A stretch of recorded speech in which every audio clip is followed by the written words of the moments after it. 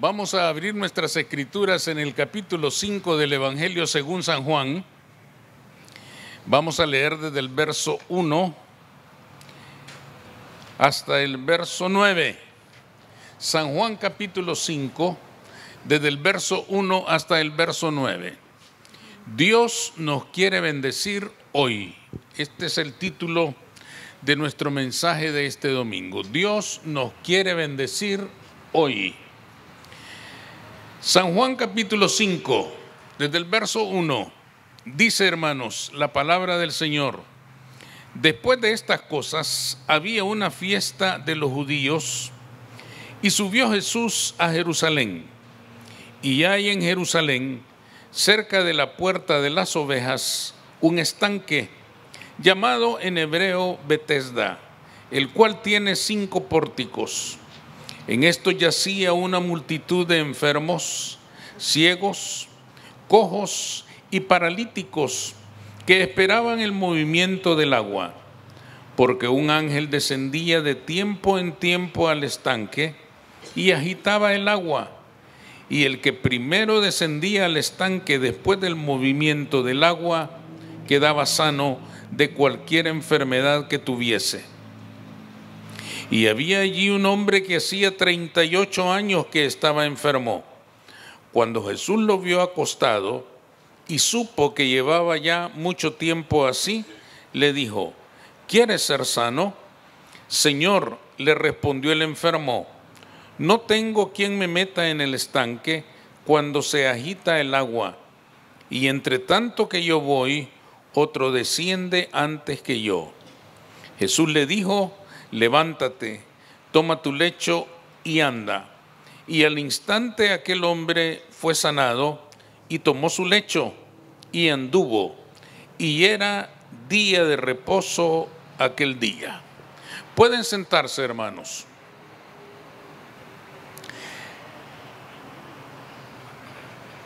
Todos hemos tenido la experiencia, hermanos, de necesitar con urgencia de una intervención sobrenatural de Dios en nuestras vidas. Cuando hablamos de una intervención sobrenatural de Dios en nuestras vidas, hablamos de milagros. Y los milagros son una expresión de la misericordia de Dios para con todo aquel que sufre. A lo largo del Evangelio de Jesucristo, nosotros miramos múltiples ocasiones en las cuales el Señor realizó milagros. Y todos tuvieron una finalidad: auxiliar a aquel que sufría. Esto nos puede ya, hermanos, ir llevando a una conclusión que va a ser importante en nuestro mensaje de hoy. Dios quiere bendecirnos cuando estamos en necesidad. Dios quiere bendecirnos cuando atravesamos momentos difíciles en nuestra vida.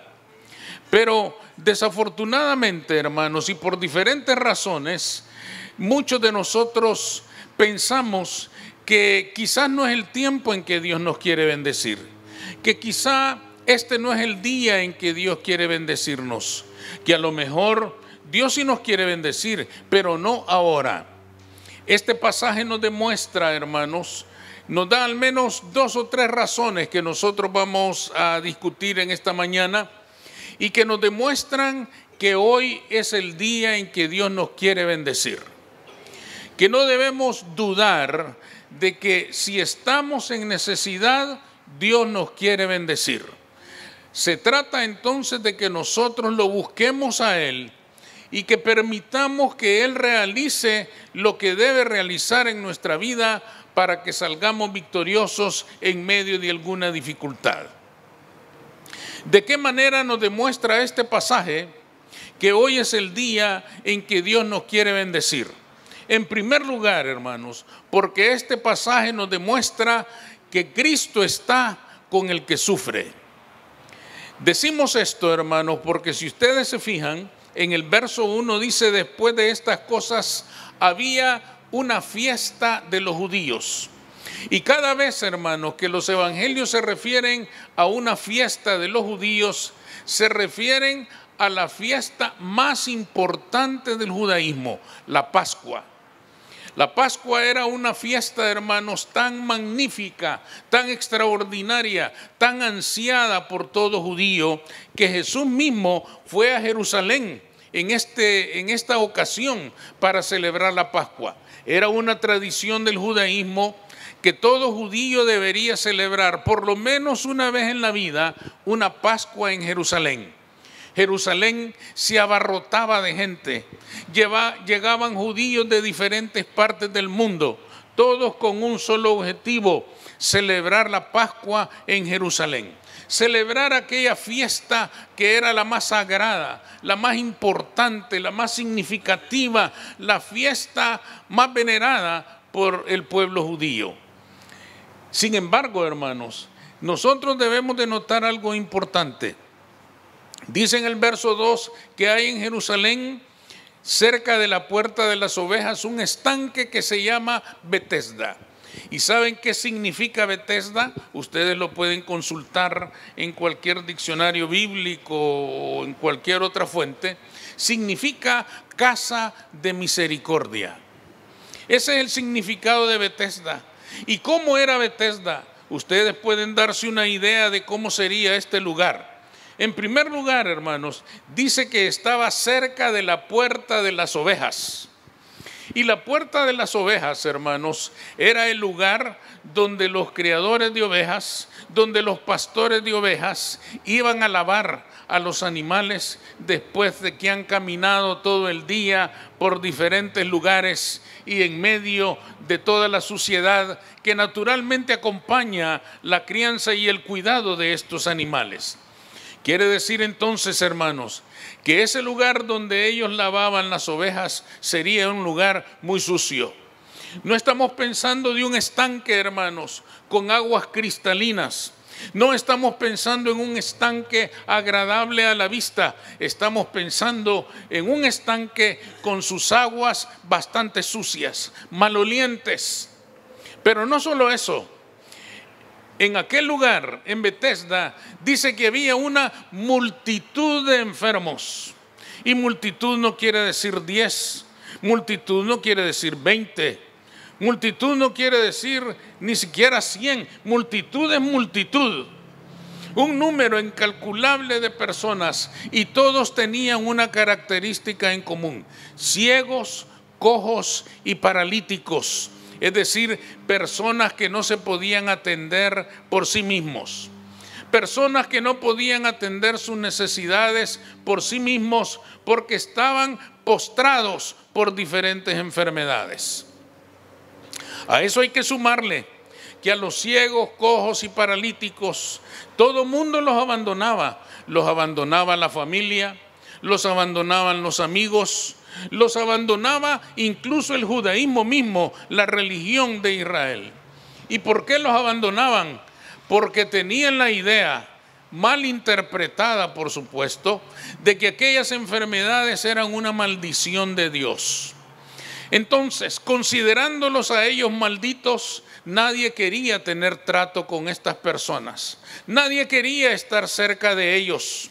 Por lo tanto, aquellas personas estaban en un total abandono.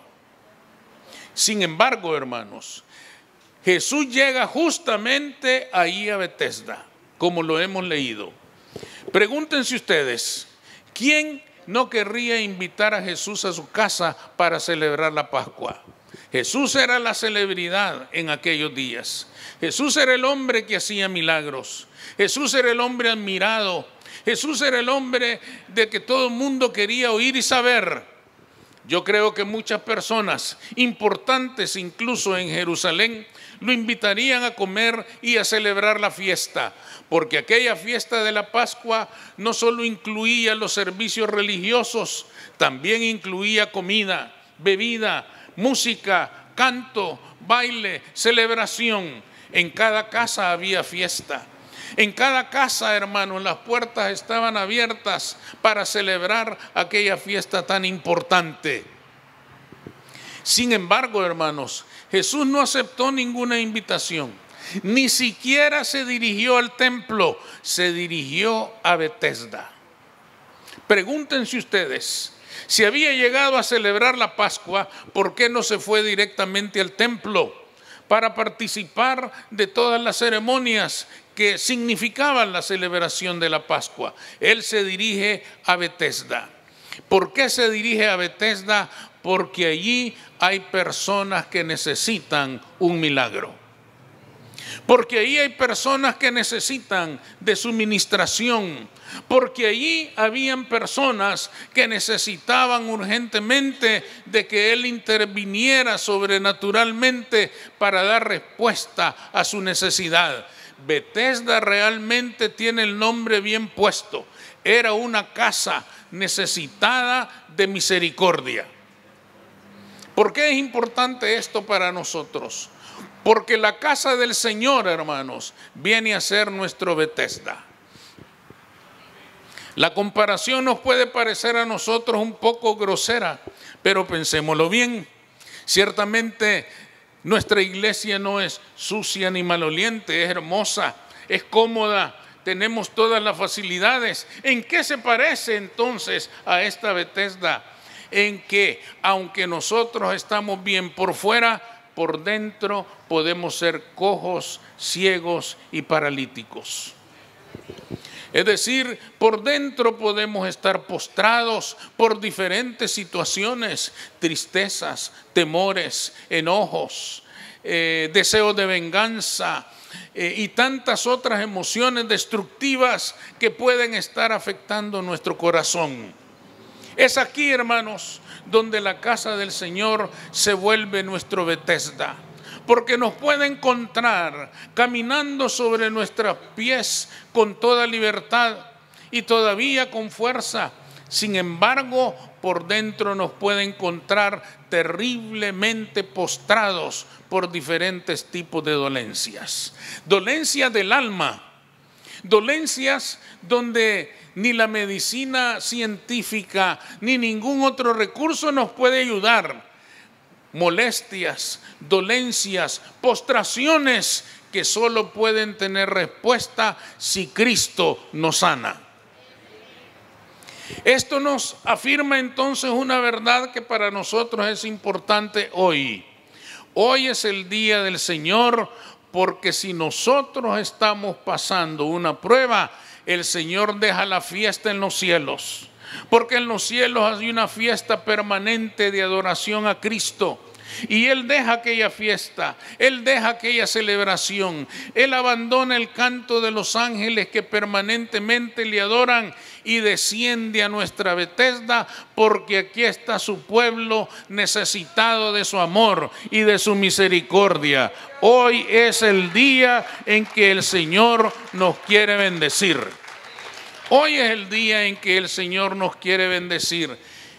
Nosotros llegamos a este lugar, unos más temprano que otros, pero el Señor llegó antes que todos nosotros. Y llegó antes que todos nosotros para esperarnos. Llegó antes que todos nosotros porque quiere hacernos misericordia. Llegó antes que todos nosotros porque hoy es el día en que Él nos quiere bendecir. Por lo tanto, podemos estar seguros de que cuando venimos a la casa del Señor, estamos en el mejor lugar para ver un milagro del Señor en medio de nuestras dificultades.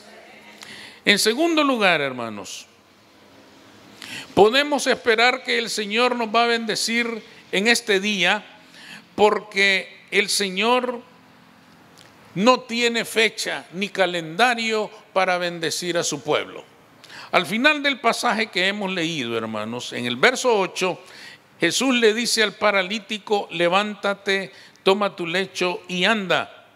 Y al instante aquel hombre fue sanado y tomó su lecho y anduvo. Y fíjense lo que dice al final: y era día de reposo aquel día. ¿Qué quiere decir esto, hermanos? Que según la religión, según el judaísmo, según la ley, Jesús no podía sanar a este hombre aquel día porque era día de reposo. En ese día no se podía hacer nada. En ese día no se le podía decir a un hombre postrado que se levantara, porque para levantarse iba a ser un esfuerzo grande y eso significaba quebrantar el sábado. Eso significaba quebrantar aquel mandamiento sagrado de la ley que decía que en sábado debía reposar, que nada se debía hacer en ese día. Por eso los grandes maestros de la ley se pasaban un sábado en la sinagoga discutiendo si era lícito levantar un huevo que había puesto la gallina, porque al levantarse y recogerlo se hacía un esfuerzo físico. Y eso, decían algunos, era quebrantar el sábado. Los grandes maestros pasaban discutiendo si se podía llevar un prendedor en la ropa en día sábado, porque eso era carga y era quebrantar el sábado. A eso habían reducido aquellos maestros el judaísmo. A eso habían reducido la ley de Jehová estos hombres, dejándolo convertido en un cascarón religioso que no tenía nada por dentro. Solo un montón de leyes ridículas que no cambiaban la vida de nadie, que no transformaban la vida de nadie, y lo peor, que impedían tener la esperanza de que Dios podía ministrar a una persona en necesidad en sábado. Yo creo que Jesús hizo esto con la clara intención de decirle al mundo de su tiempo: hoy es sábado, pero yo soy el Señor. Y si yo quiero, yo sano a este hombre en sábado, porque yo soy el Rey de Reyes y Señor de Señores. Amén. No importa qué día sea. No importa el día en que aquella persona se encuentra con Jesús. Si lo encuentra, Jesús lo va a sanar, porque Él es el Señor. Porque a Él no lo limita un calendario, porque a Él no lo limita una regla religiosa, porque a Él no lo limita un mandato del judaísmo. Jesús es el Señor y Él puede sanar cuando Él quiere sanar. Esto nos viene a decir a nosotros, hermanos, que no se trata de que vamos a esperar hoy que el Señor nos bendiga porque hoy es el día del Señor. Podría ser lunes e igual vamos a esperar que el Señor nos puede sanar porque Él es el Señor. No se trata del día de la semana, no se trata de si hoy es domingo o en otra ocasión sea jueves o sea martes. El día que sea, el Señor es el Señor. Y a Él no lo limita ninguna ley ni mandamiento religioso. Cuando Cristo quiere hacer misericordia a su pueblo, Él es absolutamente libre de hacerlo en el día y la hora en que su pueblo lo necesita, porque nada ni nadie puede sujetar la mano de Dios cuando quiere hacer un milagro en favor de su pueblo. Por lo tanto, hermanos, nosotros no debemos de dudar que el día que estamos en la casa del Señor, que el día que estamos en comunión con el Señor, incluso en nuestra propia casa, que el día que estamos buscando a Cristo con toda franqueza y sinceridad, ese día el Señor nos quiere bendecir. Ese día el Señor nos puede bendecir. Se trata de que nosotros vayamos a Él. Se trata de que nosotros nos encontremos con Él y Él nos va a bendecir. Y la última razón por la cual podemos esperar que Dios nos bendiga hoy es porque el Señor es una esperanza verdadera. En el verso 5, hermanos, dice ahí que un ángel descendía y movía las aguas, y el primero que entrara, ese quedaba sano. Esto, hermanos, me parece a mí, no era algo que hubiera sucedido alguna vez. Esto era una esperanza sin sentido, era una superstición, era una creencia. ¿Por qué creo yo que esto, hermanos, no había sucedido nunca? Porque si un ángel, como dice ahí, descendiera y moviera las aguas y alguien quedara sano, entonces ese ángel llevaría toda la gloria. Y cada vez que se hace un milagro en los evangelios, la gloria es para el Señor. Por lo tanto, tal cosa seguramente nunca había sucedido. El evangelista lo puso aquí para dejarnos ver a nosotros que las supersticiones y las creencias siempre han sido parte de la historia de todos los pueblos, culturas, razas y naciones. Todos hemos tenido creencias, todos hemos tenido mitos en los cuales creemos como si fueran verdad. Y si no, ¿por qué ustedes no caminan debajo de una escalera? Porque creemos que es verdad, a fuerza de repetición, a fuerza de venir de generación en generación, nosotros hemos llegado a creer muchas cosas que no son ciertas como si fueran verdad. Un gato negro se le atraviesa y comienza a reprender en el nombre de Jesucristo la mala suerte de 7 años. Un espejo se rompe y otra mala suerte de no sé cuántos años. Creencias que no tienen ningún fundamento para considerarse verdad, pero que nosotros llegamos a creerlas. El evangelista las puso aquí para demostrarnos que en la época de Jesús ya existían esas creencias, esas ideas de algo que podía suceder, de algo que nunca iba a suceder. Y además, piénsenlo bien, ahí había una multitud de enfermos. Y si sucediera alguna vez, solo uno iba a quedar sano. ¿Qué esperanza era esa? ¿Qué clase de esperanza era esa que tenían estas personas? ¿Saben qué clase de esperanza es esa? La misma que tiene una persona cuando compra la loto. Existe la posibilidad de una en no sé cuántos miles de millones que se la pueda sacar. Ahora, hay alguien que se la saca, sí. Pero las posibilidades son casi insignificantes. Lo mismo sucedía en este tiempo. ¿Por qué entonces el Señor sanó a este hombre? Para decirle a aquel mundo y decirlos a nosotros hoy: ya no pongan sus esperanzas en creencias vanas. Comiencen a creer en el único que es verdadero, en el único que cumple, en el único que es fiel, en el único que es veraz, Jesús de Nazaret. Él es la única esperanza verdadera que podemos tener en nuestra vida para enfrentar los momentos de adversidad que se nos puedan presentar. Creer, hermanos, en todas estas cosas que se pueden hacer. Usted se puede bañar en agua bendita y no va a pasar nada.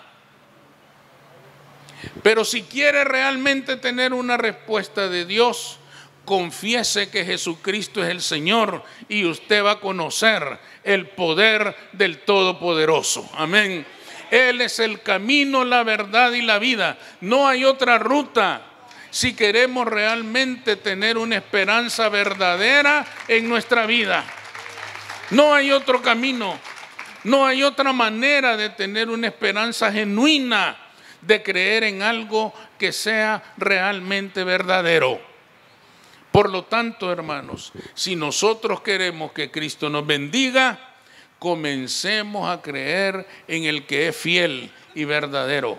Comencemos a descansar en Él. Pongamos toda nuestra confianza en Él, porque hoy es el día que Él nos quiere bendecir.